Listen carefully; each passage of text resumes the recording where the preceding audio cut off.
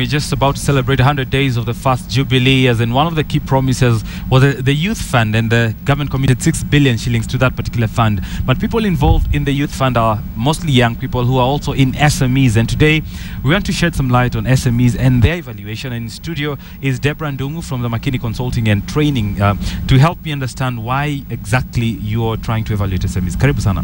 Asante sana. Why evaluate SMEs and what are the parameters you're using? Okay, we are trying to get youth entrepreneurs who have been making great strides in business to be awarded, rewarded, celebrated. Reason being that that's the only way we are going to be able to create the jobs that we've been talking about. So we want to recognize youth entrepreneurs, people who are aged between the ages of 18 to 35 years old.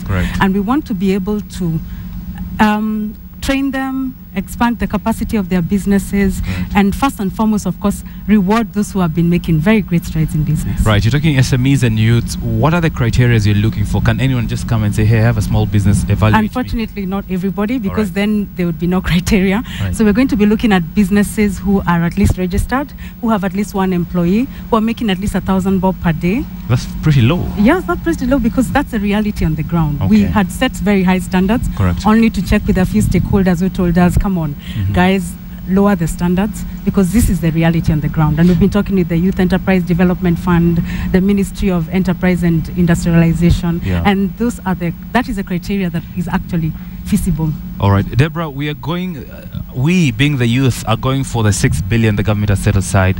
Are you happy with the kind of SME environment in Kenya, and what more can the young people do?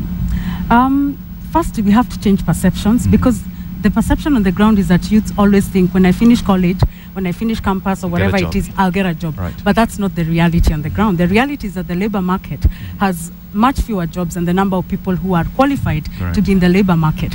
So we need to first change the perception that actually we know that it's not every youth person who can set up a business, but we need to start encouraging the youth to be creators of jobs and not just to be looking at getting a job when they finish their education.